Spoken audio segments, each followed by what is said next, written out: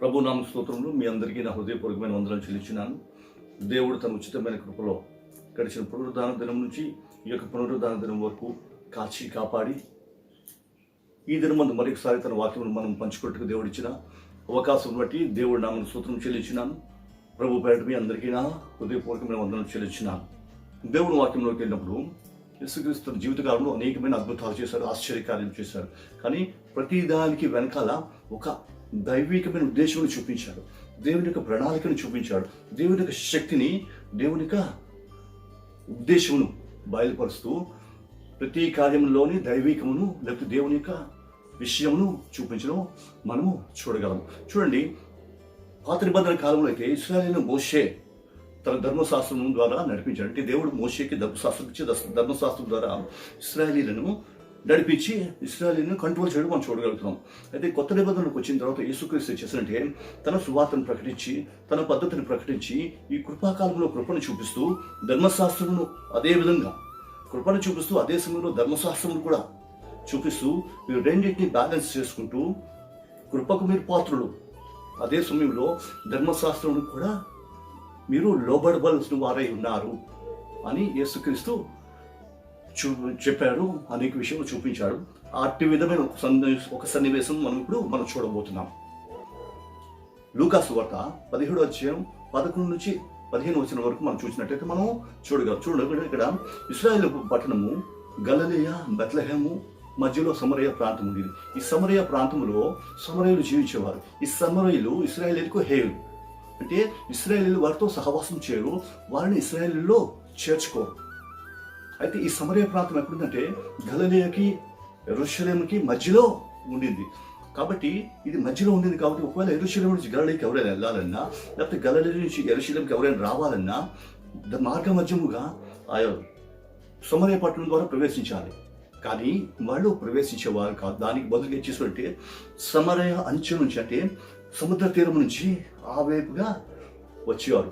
ప్రయాణం పెరిగినా కానీ వాడి ఉద్దేశం ఏంటంటే వీరు అంటరాని వారు, వీరితో మనం సహవాసం చేయకూడదు అనే ఉద్దేశంతో సమరయులకు దూరంగా ఉండేవారు, సమరయులను దూరంగా ఉంచేవారు. ఉదాహరణకి సమరయ స్త్రీ గురించి చూసినట్లయితే మనకి అర్థమవుతుంది. సరే, ఇక్కడ యేసుక్రీస్తు మనం చూసినట్లయితే ఇక్కడ చెప్తున్నాడు, నేను చదువుతాను ఒకసారి చూడండి. లూకా సువార్త 17వ అధ్యాయం 11 నుంచి 15 వచనాల వరకు నేను చదువుతాను చూడండి. ఆయన యెరూషలేమునకు ప్రయాణమైపోవచ్చు సమరయ గలిలయల మధ్యగా వెళ్ళుచుండెను. ఆయన యొక్క గ్రామంలోనికి వెళ్ళుచుండగా 10 మంది కుష్ఠరోగులు ఆయనకు ఎదురుగా వచ్చి దూరమున నిలిచి, యేసు ప్రభువా, మమ్మను కరుణింపుమని కేకలు వేసిరి. ఆయన వారిని చూచి, మీరు వెళ్ళి మిమ్మల్ని యాజకులకు కనుపరుచుకోండి అని వారితో చెప్పాను. వారు వెళ్ళుచుండగా శుద్ధులైరి. వారిలో ఒకడు తన స్వస్థత కలుగుడు చూచి గొప్ప శబ్దంతో దేవుని మహిమపరచు. ఇక్కడ మనం చూసినట్లయితే ఇక్కడ యేసుక్రీస్తు సమరయ గలిలయల మధ్యగా ప్రయాణం చేస్తూ వెళుతుండగా ఆయనకు ఎదురుగా 10 మంది కుష్ఠరోగులు రావడం మనం చూడగలుగుతున్నాం. ఈ 10 మంది కుష్ఠరోగులు ఏమన్నారంటే యేసుక్రీస్తు దగ్గరికి వచ్చి, యేసయ్య దూరంగా నిలిచి, యేసు ప్రభువా, మేము స్వస్థత పడగోరుతున్నాము, దయచేసి మమ్మల్ని కరుణించి స్వస్థపరచవా అని అడిగినప్పుడు యేసుక్రీస్తు ఏమన్నాడు, మీరు స్వస్థపడ్డారు అని మాత్రం అనలేదు, మీరు వెళ్ళి యాజకునికి మీ దేహమును కనపరుచుకోండి, మీరు యాజకుడికి మీ దేహం కనపరుచుకొని కృతజ్ఞతా కానుక మీరు చెల్లించండి అని చెప్పాడు. ఇక్కడ మూడు రకములైన మనుషులను మనం చూడగలుగుతున్నాం. ఒకటి కుష్ఠరోగి, 2 యేసుక్రీస్తు, 3వది యాజకుడు. ముగ్గురు గురించి మనం ఒకసారి ధ్యానించుకున్నట్లయితే కుష్ఠరోగి మనిషి, మానవుడు, యేసుక్రీస్తు దేవుని కుమారుడు, యాజకుడు దేవుని చేత ఏర్పాటు చేయబడిన వ్యక్తి. ఈ కుష్ఠరోగి అన్నది ఎవరి కుష్ఠరోగి ఎలా వచ్చిందంటే చూడండి, ఏ మనిషి కూడా పుట్టుకతో కుష్ఠరోగి కాదు. పుట్టుకతో ఎవరికి కుష్ఠు రాదు. కాలక్రమంలో కొంతమందికి కుష్ఠు వస్తారు. ఈ కుష్ఠు వచ్చిన వారు ఏంటంటే కుష్ఠు వచ్చిన వారు సమాజంలో జీవించడానికి వీలు లేదు, వారికి సమాజంలో ప్రవేశం లేదు, వారికి సమాజంతో సహవాసం చేయడానికి లేదు. అసలు ఈ కుష్ఠరోగుల గురించి మనం ఆలోచించినట్లయితే కుష్ఠరోగం రానంత వరకు వారు సమాజంలో జీవిస్తారు, సమాజంలో జనుల మధ్య జీవిస్తుంటారు, సమాజంలో వారికి స్వతంత్రం ఉంటుంది, సమాజంలో వారికి సహవాసం ఉంటుంది, సమాజంలో వారికి ఒక స్థాయి ఉంటుంది. కానీ ఎప్పుడైతే కుష్ఠు వచ్చిందో వీరు సమాజంలో ఉండడానికి వీరికి ఇంకా వీలు లేదు. వీరు సమాజం నుంచి పాలెం విడిచి బయటికి వెళ్ళిపోవాలి. ఉదాహరణకి మనం చూడగలిగినట్లయితే 2వ రాజుల గ్రంథం 18వ అధ్యాయం 3వ వచనం మనం చూసినట్లయితే ఇక్కడ 4 కుష్ఠరోగులు మనం చూడగలం. కొంచెం త్వరగా వెళ్తాను, దయచేసి అర్థం చేసుకొని ప్రయత్నించండి, ఎందుకంటే సమయం తక్కువ, విషయం ఎక్కువ. ఓకే, అక్కడ 4 కుష్ఠరోగులు మనం చూసినాం. ఈ 4 కుష్ఠరోగులు ఏంటంటే సిరియన్లు ఇశ్రాయేలీయుల మీద దండి చేసి ఇశ్రాయేలుని దాడి చేసి ఇశ్రాయేలీయులు భయంకరమైన కరువును ఎదుర్కొంచిన సమయంలో పట్టణం వెలుపల 4 కుష్ఠరోగులు ఉన్నారు. చూడండి, ఈ 4 కుష్ఠరోగులు ఎక్కడ ఉన్నారంటే పట్టణంలో వెలుపల ఉన్నారు. కరువు ఊరిలో ఉంది, పట్టణం వెలుపల కూడా ఉంది. అయితే వీళ్ళు 4 కుష్ఠరోగులు బయట ఉండి ఏం చేస్తారంటే మనం ఎలాగా ఇక్కడ చచ్చిపోతాం, మనం చచ్చిపోయే వాళ్ళు ఎలాగా చచ్చిపోతాం.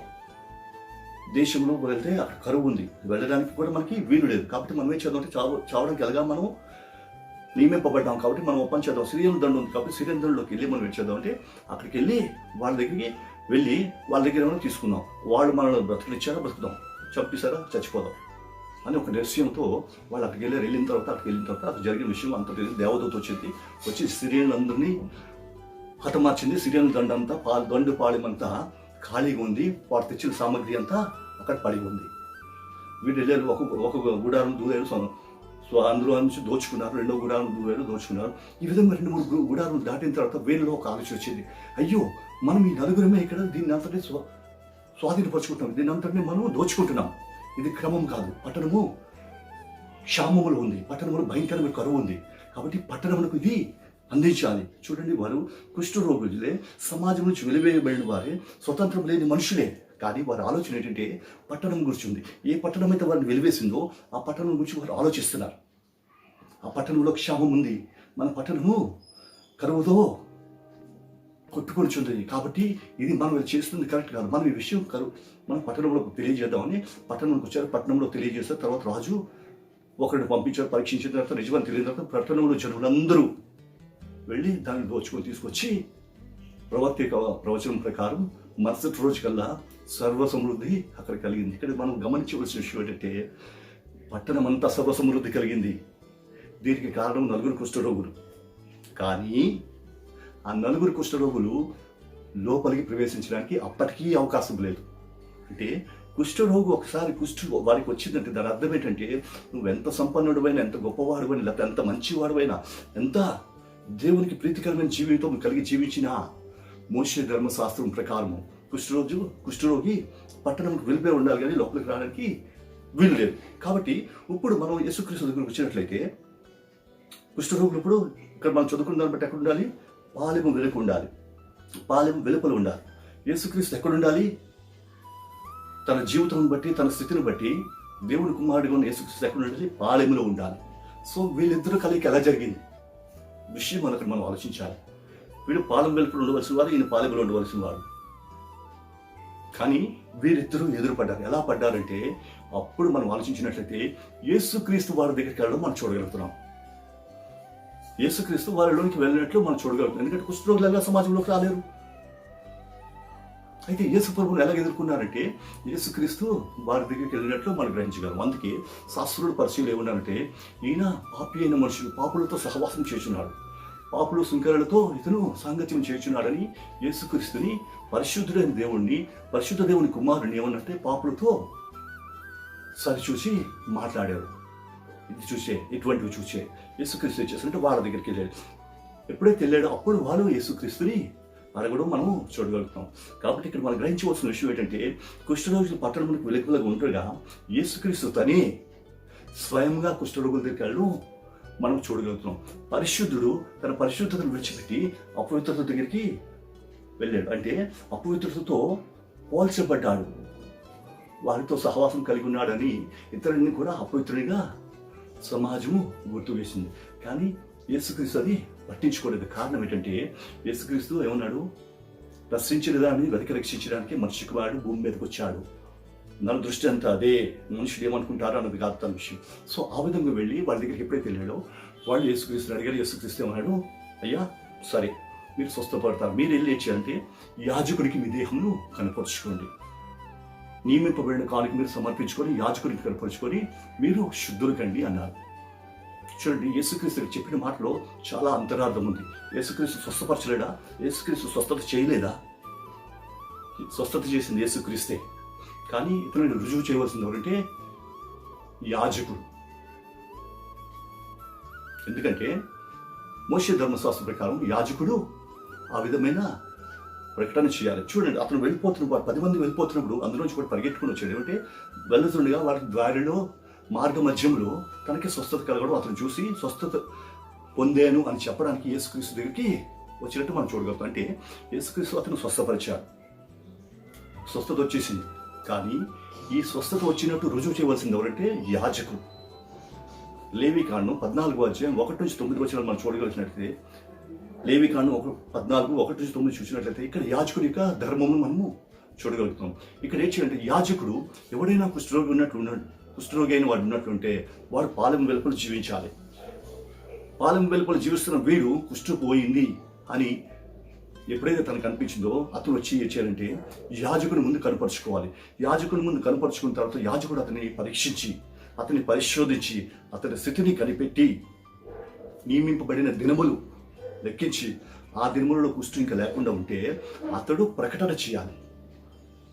అతడు తను స్వస్థత పొందాడు, తను స్వతంత్రుడు, తను పట్టణంలో ప్రవేశించడానికి అర్హుడు, అపవిత్రత అతను వచ్చిపోయింది, ఇప్పుడు అతను పరిశుద్ధుడు అని యాజకుడు ప్రకటన చేయాలి. అప్పుడు అతను పట్టణంలో ప్రవేశించగలడు, అప్పుడు అతను దేశంలో నివాసం చేయగలడు, అప్పుడు అతను స్వతంత్రుడిగా జనం మధ్య తిరగగలడు. అందుకే యేసుక్రీస్తు ఏమన్నాడంటే తను స్వస్థపరిచాడు, కానీ నువ్వు వెళ్ళి చేయాలి, యాజకుని కనపరుచుకొని అతని ద్వారా నువ్వు శుద్ధుడు అని సమాజంలో ప్రకటింపబడాలి. అప్పుడే నిన్ను సమాజము చేర్చుకుంటుంది అని మనం చూసినాం. చూడండి, కుష్ఠరోగంను బట్టి యేసుక్రీస్తు దగ్గరికి వచ్చాడు, యేసుక్రీస్తు బుట్టి స్వస్థపరిచిన యేసుక్రీస్తు ఎవడంటే మోషే నియమించిన ధర్మశాస్త్రం అనుసరించి నువ్వు యాజకుని ద్వారా నువ్వు ప్రకటింపబడాలి. నీ స్వతంత్రంలో నువ్వు పొందుకోవాలంటే యాజకుడు నిన్ను స్వస్థ చిత్తునిగా లేకపోతే పరిశుద్ధుడిగా ప్రకటిస్తే తప్ప నీకు అవ్వదు అని చెప్పాడు. ఇక్కడ యేసుక్రీస్తు కనిపిస్తున్నాడు, యాజకుడు కనిపిస్తున్నాడు. యేసుక్రీస్తు క్రియ జరిగించాడు, కానీ యాజకుడు ప్రకటన చేశాడు. యేసుక్రీస్తు స్వస్థపరిచాడు, యాజకుడు స్వస్థతను రుజువు చేశాడు.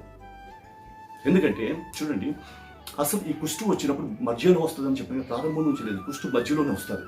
కాబట్టి కుష్టు మధ్యలో వచ్చినప్పుడు ఏంటవుతుంది, ఇతని కుష్టు వచ్చింది అని కూడా రుజువు ఎవరో చేయాలి. ఎవరో చేస్తే కానీ అది అవ్వదు, అది కూడా ఈ యాజకుడే చేయాలి. అదే లేవీకాండం 13:3 చూసినట్లయితే ఎవరికైనా కుష్టు వచ్చినట్లయితే యాజకుడు వాడిని పరీక్షించి ఇతనికి కుష్టు వచ్చింది అని యాజకుడు ప్రకటన చేసి అతన్ని పాలెంలోంచి బయటికి పంపించేయాలి. సో ఇతని పాలెంలోంచి బయటికి పంపించేశాడు కాబట్టి అతను కుష్టు వ్యాధిగ్రస్తుడు అని తెలుసు కాబట్టి మళ్ళీ అతను ప్రవేశించాలంటే ఆ యాజకుడే అతన్ని స్వస్థత పొందిన వానిగా గుర్తించాలి. అది అక్కడ నియమం. ఆ నియమం బట్టి మొట్టమొదటిలో ఈ యాజకుడు ఏం చేశాడంటే అతనిని అపవిత్రుడిగా ప్రకటించాడు. ఈ అపవిత్రుడిగా ప్రకటింపబడిన ఈ వ్యక్తి స్వస్థత పొందిన తర్వాత మళ్ళా పవిత్రుడిగా ఆ యాజకుడే ప్రకటన చేయాలి. ఇది అక్కడ ఉద్దేశం. మోషే ధర్మశాస్త్ర ప్రకారం అక్కడ యాజకుని యొక్క నియమము అది. సో యేసుక్రీస్తు మనిషి స్వస్థపరిచాడే కానీ ఏమనంటే మోషే ధర్మశాస్త్రం కొట్టివేయలేదు. ధర్మశాస్త్ర ప్రకారం నువ్వు యాజకుని ద్వారా నువ్వు శుద్ధుడివి అని ప్రకటింపబడు అని అక్కడ అతనికి బయలుపరచడం మనం చూడగలుగుతున్నాం. చూడండి ప్రియులారా, ఈ విషయం నేను ఎందుకు చెప్తున్నాను, ఇదే విధంగా ఒకానొక దినమున దేవుడు లోకమును సృష్టించినప్పుడు, లోకములో సమస్తమును సృష్టించినప్పుడు, లోకములో భూమిని సృష్టించాడు, భూమి మీద వృక్షములను సృష్టించాడు, భూమి మీద మొక్కలను సృష్టించాడు, భూమి మీద జంతువులను సృష్టించాడు, భూమి మీద పశువులను సృష్టించాడు, భూమి మీద సర్వమును సృష్టించాడు. సర్వము సృష్టించిన తర్వాత దేవుడు ఏం చేశాడు, మానవుని సృష్టించాడు. చివరిగా మానవుని సృష్టించి మానవుని ఏం చేశాడు, ఈ భూమి మీద ఏదైనా తోటలో ఒక అధికారిగా లేకపోతే ఒక స్వతంత్రుడిగా ఏదైనా తోటలో ఆదామును పెట్టాడు. ఏదైనా తోటలో ఆదామును పెట్టిన తర్వాత ఆదామును అన్నాడు, ఆదామా నువ్వు ఫలించి విస్తరించి అభివృద్ధి పొంది భూమిని నిండించి దానిని లోపరుచుకో అని ఆదాముని దేవుడు ఆశీర్వదించాడు. చూడండి, ఆదామును దేవుడు ఎప్పుడైతే సృష్టించాడో ఏదైనా తోటలో సృష్టించాడు. ఏదైనా తోటలో సృష్టింపబడిన ఆదాము స్వతంత్రుడు, దేవుని యొక్క సన్నిధిని కలిగిన వాడు, దేవుని యొక్క సహవాసం అనుభవిస్తున్నాడు. మొట్టమొదటిగా దేవుని యొక్క మహిమ కలిగిన వ్యక్తి. చూడండి, మొదట్లో అతనికి వస్త్రములు లేవు, కానీ అతని దిశముల యొక్క సిగ్గు అతనికి తెలియలేదు. అంటే మహిమ వస్త్రం అతని కమ్మి ఉంది. కాబట్టి ఎప్పటి వరకైతే మహిమ వస్త్రం కమ్మి ఉందో అతడు సిగ్గు ఎరుగక ఉన్నాడు. ఆ విధంగా జీవిస్తూ ఆ సమయంలో పశువులు, పక్షులు, క్రూర జంతువులు, క్రూర మృగములు అన్నీ ఆదాము యొక్క వశములో ఉన్నాయి. ఆదాము ఆజ్ఞ ప్రకారం అవన్నీ లోబడి జీవిస్తూ ఉన్నాయి. అంతేకాదు దేవునితో నిత్యము సహవాసం కలిగి ఉండేవాడు. చూడండి, 3వ అధ్యాయం 8వ వచనంలో చూసినట్లయితే ఆదికాండం, చల్లపూట వేళ దేవుడు ఆదాము దగ్గరికి వచ్చాడట. అంటే దేవుడు ఆదాము దగ్గరికి వచ్చి ఆదాముతో సహవాసం చేసే అనుభవం కలదు అనేది అది మనకి రుజువు అవుతుంది. సో చల్లపూట వేళ దేవుడైన యెహోవా ఆదాము దగ్గరికి వచ్చి ఆదామా అనిపించినప్పుడు ఆదాము వెళ్ళి దేవుడితో సహవాసం చేసి దేవుడితో సమయం గడిపి ఈ విధంగా దినములు గడిచాయి. ఆ విధంగా గడుస్తున్నప్పుడు ఇప్పుడు ఆదాములో ఏంటుందంటే మహిమ ఉంది, ఆదాముకి అధికారం ఉంది, ఆదాముకి దేవుని యొక్క సహవాసం ఉంది, దేవుని పట్టణంలో నివాసం ఉంది. ఇవన్నీ కలిగిన ఆదాము ఎప్పుడైతే పాపము తనలో ప్రవేశించిందో, ఎప్పుడైతే ఆజ్ఞాతిక్రమం అతనిలో ప్రవేశించిందో వెంటనే అతడు అపవిత్రుడైపోయాడు. ఆ పట్టణం పరిశుద్ధమైనది, ఆ పట్టణంలో ఉన్నవన్నీ పరిశుద్ధమైనవి, ఆ పట్టణంలో ఉన్న దేవుడు పరిశుద్ధుడు, ఆ పట్టణంలో దేవుని మహిమ పరిశుద్ధమైనది. ఎప్పుడైతే పాపం ఇతనిలో ప్రవేశించిందో మొట్టమొదటి అతని మహిమ ఎగిరిపోయింది. ఇతనిలోంచి మహిమ పోయింది. మహిమ ఎప్పుడైతే పోయిందో తన దిశం యొక్క సిగ్గు అతను చూడడం మనం గమనించగలుగుతున్నాం. వెంటనే క్రూర మృగములు తిరుగుబాటు చేయడం ప్రారంభించాయి. ఏదైనా తోటలో క్రూర మృగుల యొక్క రంకెలు వినిపిస్తున్నాయి. ఏదైనా తోటలో అంతవరకు ఆదాము గర్జిస్తే అణిగిపోయింది. ప్రతి ఒక్క క్రూర మృగము ఈరోజు ఆదాము తిరుగుబాటు ప్రారంభమైంది. వెంటనే ఆదాము దాగోవడం ప్రారంభించాడు. ఆదాము పారిపోవడం ప్రారంభించాడు. ఆ రోజు సాయంత్రం పూట చల్లపూటప్పుడు యెహోవా దేవుడు వచ్చి ఆదామా అని ఎప్పుడైతే పిలిచాడో, అతిక్రమము చేసిన వాడు, దేవుని సన్నిధి నుంచి తప్పిపోయిన వాడు, దేవుని మహిమను పోగొట్టుకున్న వాడు ఈరోజు దేవుని ఎదుటికి రావడానికి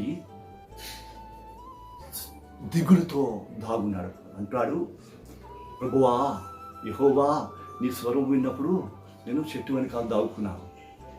కారణం ఏంటంటే నా ఒంటి మీద బట్టలు లేవు అని దాగున్నాడు. అప్పుడు యెహోవా అడిగాడు. యెహోవా అదంతా తెలుసు. కాబట్టి ఎప్పుడైతే పాపము ప్రవేశించిందో అప్పటి వరకు స్వతంత్రంగా ఉన్నాడు, అప్పటి వరకు దేవుడితో సహవాసం కలిగి ఉన్నాడు, దేవుడిచ్చిన మహిమను అనుభవిస్తున్నాడు, దేవుడిచ్చిన అధికారం అనుభవిస్తున్నాడు. ఒకసారి పాపం ఎప్పుడైతే ప్రవేశించిందో దేవుడు ఆ రోజు వచ్చేసంటే ఆదామును, నువ్వు అపవిత్రుడు కాబట్టి నీలో అపవిత్రత, పాపం అనే కుష్టు నీలో ప్రవేశించింది కాబట్టి నువ్వు పట్టణంలో ఉండడానికి వీలు లేదని పట్టణంలో నుంచి దేవుడు బయటికి పంపించాడు. మనం అక్కడ చూడగలుగుతున్నాం. ఎప్పుడైతే పట్టణం నుంచి బయటికి పంపించేశాడో దేవుని యొక్క సహవాసం పోయింది, దేవుని యొక్క మహిమ పోయింది, దేవుడిచ్చిన అధికారం పోయింది, దేవుని పట్టణంలోనికి ప్రవేశం కూడా పోయింది. ఎప్పుడైతే అది పోగొట్టుకున్నాడో అప్పటి నుంచి మళ్ళా ఆ పట్టణంలో ఎలా ప్రవేశించాలి, మళ్ళా ఆ దేవుని యొక్క మహిమను ఎలా పొందుకోవాలి, మళ్ళా ఆ దేవునితో సహవాసం నేను ఎలా పొందుకోవాలి, మనుష్యుడు ఆ రోజు నుంచి ప్రయత్నములు జరిగించి చూడుట మనము చూడగలము. ఆ ప్రయత్నములలోనే దైవభక్తి, దేవుని వరకు వెతుకులాట, దేవుని పూజించుట, దేవుని ఆరాధించుట రకరకములుగా మనము చూడగలుగుతున్నాం. దేవుని యొక్క సన్నిధిని, దేవుని యొక్క సహవాసాన్ని కోల్పోయిన ఈ మనిషి కోసం కనికరం గల దేవుడు ఏం చేశారంటే నశించిన పోయిన ఈ మనుషులను వెతికి రక్షించడానికి తన కృప చూపించాడు. ఎలా చూపించాడు అంటే ఫిలిప్పీ పత్రిక 2వ అధ్యాయం 6-7 వచనంలో చూసినట్లయితే, మహిమా స్వరూపి అయిన దేవుడు, మహిమలో జీవిస్తున్న యేసుక్రీస్తు, దేవుడు సన్నిధి కలిగిన వాడు, దేవుడితో సహవాసం కలిగిన వాడు, దేవుడి సింహాసనం ముందు కూర్చున్న ఈ యేసుక్రీస్తు వచ్చేసరికి తన మహిమను విడిచి, ఇక్కడ యేసుక్రీస్తు ఎలాగైతే పరిశుద్ధులైన జనులను విడిచిపెట్టి అపవిత్రులైన జనుల మధ్యకి ఎలాగ వెళ్ళాడో అదేవిధంగా దేవుడు కూడా, యేసుక్రీస్తు కూడా తన మహిమను, తనతో తన సహవాసమును, తనకున్న ఆధిపత్యమును విడిచిపెట్టి మానవుని యొక్క పాపపు దేహమును ధరించుకొని భూమి మీదకి వచ్చి మనుషులతో సహవాసం చేసి మనుషుల యొక్క పాపములకు ప్రతిఫలంగా తను కూడా పాపిగా సరిపోల్చబడిన వాడై మనుషులను రక్షించుటకు మన పాపదేహం ధరించుకొని భూమి మీదకి రావడం మనము చూడగలుగుతున్నాం. అక్కడ అంటాడు, మహిమాన్వితుడైన దేవుడు, మహిమ కలిగిన దేవుడు తన మహిమను, తనకున్న సమస్తమును విడిచిపెట్టి మనుషులను రక్షించుటకు మానవ దేహం ధరించుకొని భూమి మీదకి వచ్చాడు. భూమి మీదకి ఎందుకు వచ్చాడట?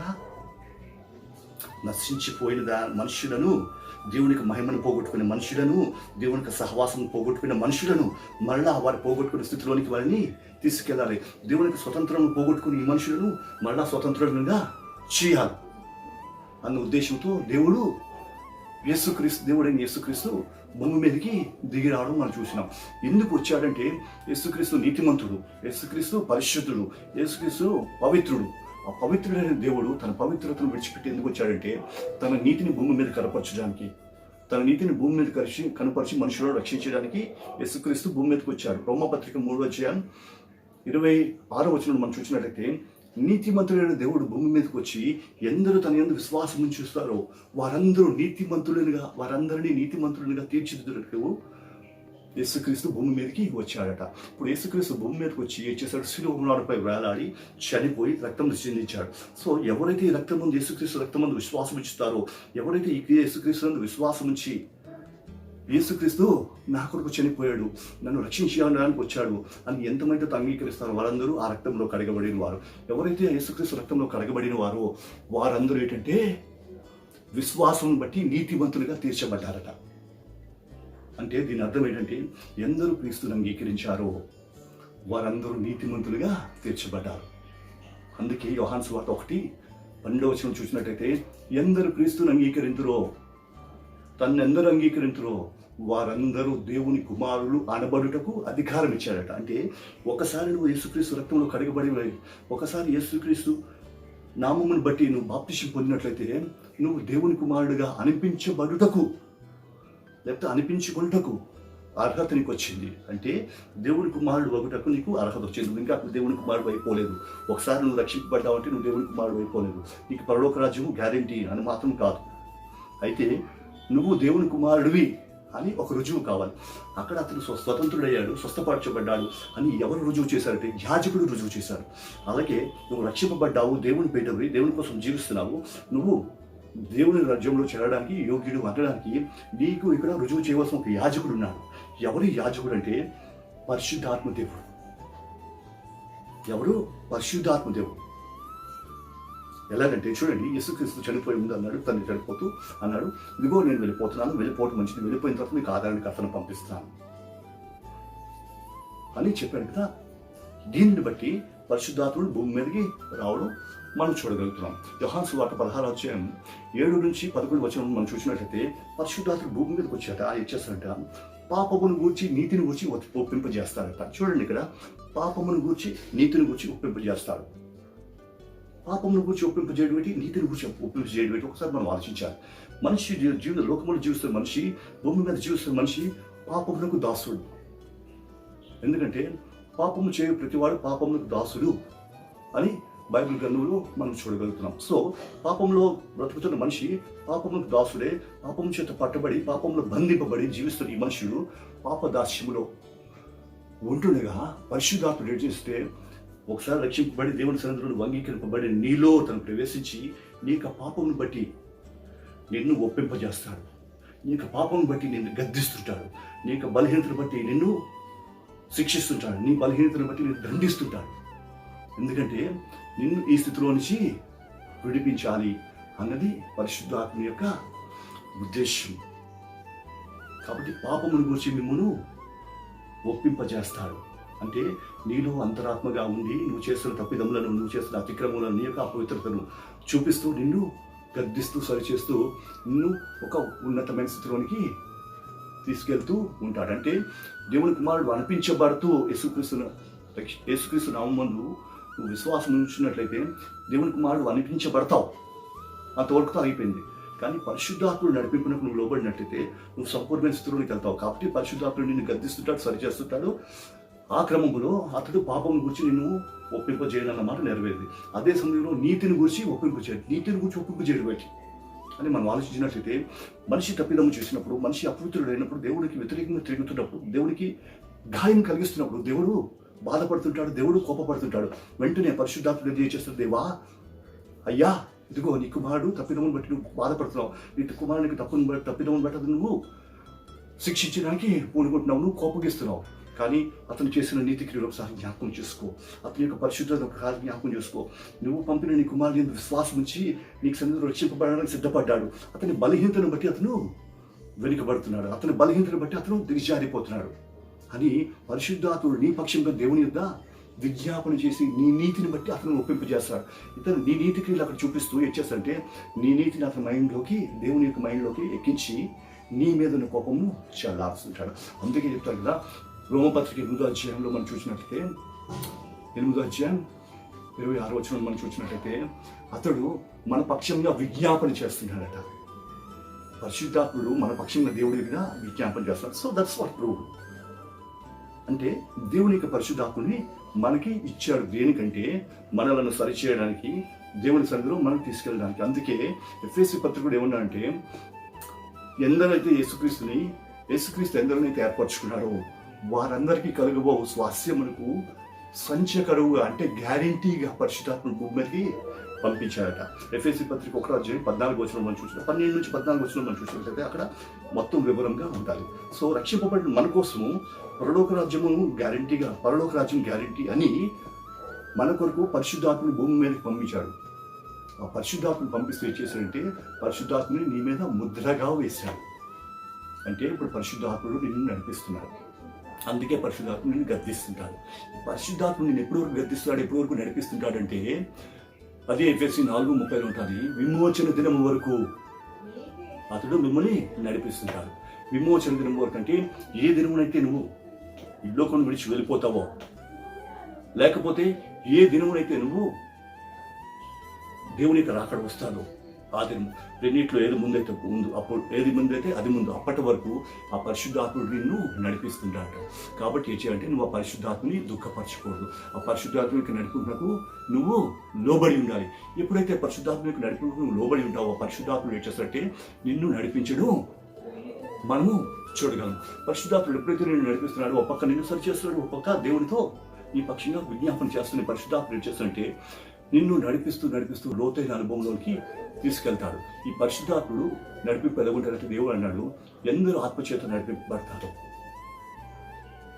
వారికి దేవుడు ఒక ధన్యతనిచ్చాడు. సో ఈ ఆత్మ మనల్ని ఏం చేస్తుందంటే ఆత్మ మనలను సర్వసత్యంలోనికి తీసుకెళ్తుందట.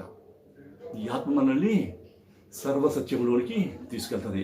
యోహాను సువార్త 16వ అధ్యాయం 13వ వచనం మనం చూసినట్టయితే ఈ ఆత్మ మనలను సర్వసత్యంలోనికి తీసుకెళ్తాది. అంటే ఈ సర్వసత్యం అనేది ఏకి మనం ఆలోచించినట్లయితే యేసుక్రీస్తు ఏమన్నాడు, నేనే మార్గమును సత్యమును జీవమును అన్నాడు.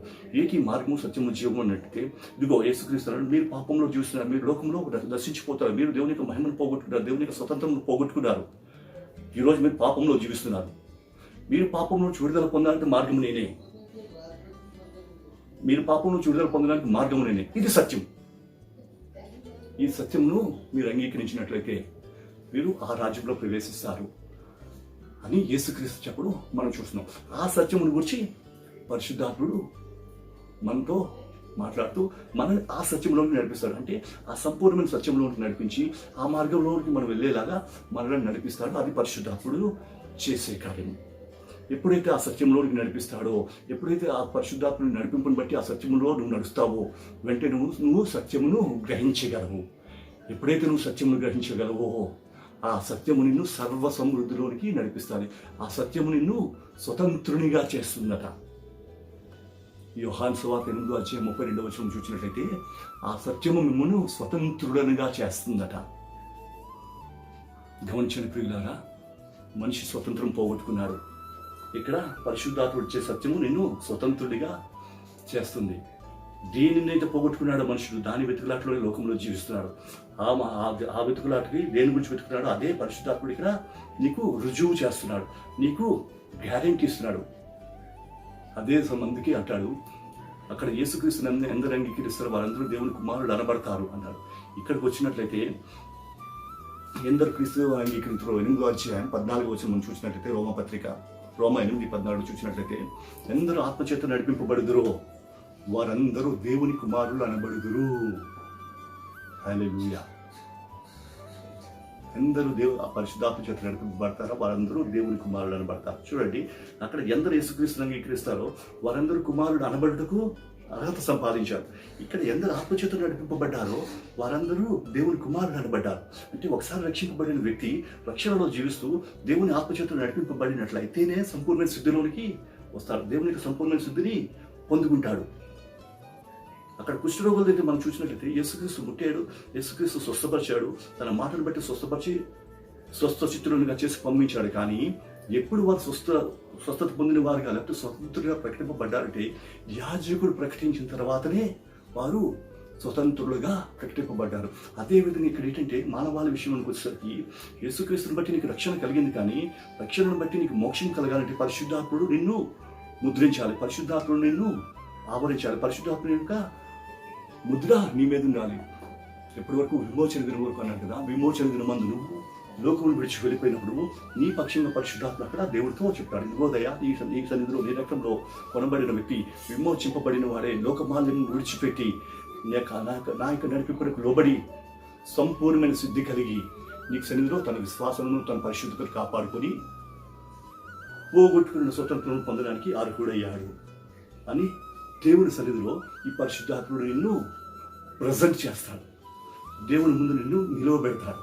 అప్పుడు నువ్వు స్వతంత్రుడుగా ఉంటావు. ఎప్పుడైతే అప్పుడు స్వతంత్రుడిగా ఉంటావు, నువ్వు దేవుని కుమారుడు అనబడ్డావు కదా. సో ఇప్పుడు నువ్వు ఉన్నావు, నీకు తండ్రి ఎవరు? యెహోవా దేవుడు. ఏ దేవుడైతే నిన్ను సృష్టించాడో ఆ దేవుడు నీకు తండ్రి. ఓకే, ఇంతవరకు బాగుంది. ఇప్పుడు చెప్తున్నాడు, నీకు తల్లిని కూడా పరిచయం చేస్తానని అంటున్నాడు. ఏంటి తల్లి ఎవరు అని మనం ఆలోచించినట్లయితే, నువ్వు చనిపోయిన తర్వాత ఎక్కడికి వెళ్తున్నావు అని మనం ఆశిస్తున్నామంటే దేవుని యొక్క రాజ్యంలోకి వెళ్ళాలని మనం ఆలోచిస్తున్నాం. ఈ దేవుని యొక్క రాజ్యం ఏంటంటే నూతన యెరూషలేము పట్టణం. ఇక్కడ ఏమన్నాడంటే దేవుడు చెప్తున్నాడు, గలతీ పత్రిక 4:26 చూసినట్లయితే, పైనున్న యెరూషలేము స్వతంత్రురాలు, పైనున్న యెరూషలేము స్వతంత్రురాలు, అది నీకు తల్లి అని చెప్పాడు. ప్రియ సహోదరుడు, ఆ సహోదరి వాక్యం నుంచి నువ్వు ఒకసారి గ్రహించు. నీకు తండ్రి దేవుడైతే నీ తల్లి నూతన యెరూషలేము పట్టణం. సో ఆ నూతన యెరూషలేము పట్టణంలో ప్రవేశించడానికే పరిశుద్ధాత్ముడు నిన్ను తోడుకొని వెళ్తున్నాడు. ఈ పరిశుద్ధాత్మ నిన్ను తోడుకొని వెళ్తున్న క్రమంలో నిన్ను సరిచేస్తూ గద్దిస్తూ చక్కదిద్దుతున్నప్పుడు నువ్వు లోబడక విసుగక పరిశుద్ధాత్ముడికి లోబడినట్లయితే నిన్ను ఆ రాజ్యంలో ప్రవేశపెట్టగాడు. ఇప్పుడు తండ్రితో నిన్ను కలుపుతున్నాడు, నీ తల్లి వద్దకు నేను తల్లి ఒడిలోకి నిన్ను చేరుస్తున్నాడు. అంటే మనిషిని తీసుకెళ్ళి నూతన యెరూషలేము పట్టణంలో ప్రవేశింపజేస్తున్నాడు. ఎవరంటే పరిశుద్ధాత్ముడు. ఈ నూతన యెరూషలేము పట్టణం అనుభవం మనం చూడాలి అనుకుంటే 21వ అధ్యాయం ప్రకటన గ్రంథం 1-7 మనం చూడగలిగినట్లయితే, ఏ దేవుని యొక్క మహిమను మనిషి పోగొట్టుకున్నాడు, ప్రారంభంలో పాపము చేసి అపవిత్రుడే ఏ దేవుని యొక్క మహిమను పొందుకున్నాడు, ఆ మహిమలోనికి తీసుకెళ్తున్నాడు. ఏ దేవునితో సహవాసం పోగొట్టుకున్నాడో ఆ దేవుని యొక్క సహవాసం అక్కడ మనం చూడగలుగుతున్నాం.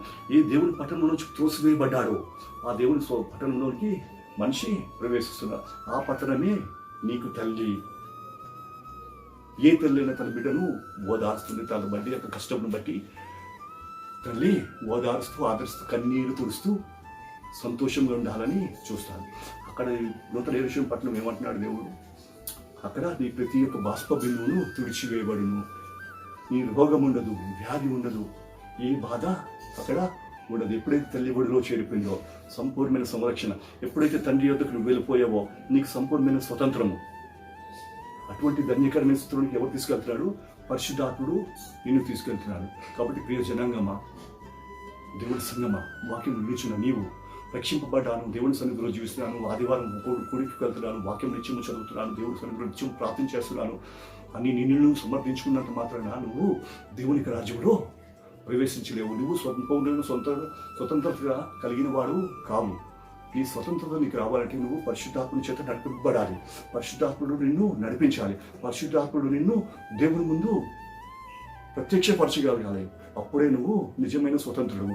అప్పుడే నువ్వు పోగొట్టుకున్న నీ దేశంలో నువ్వు ప్రవేశించగలవు.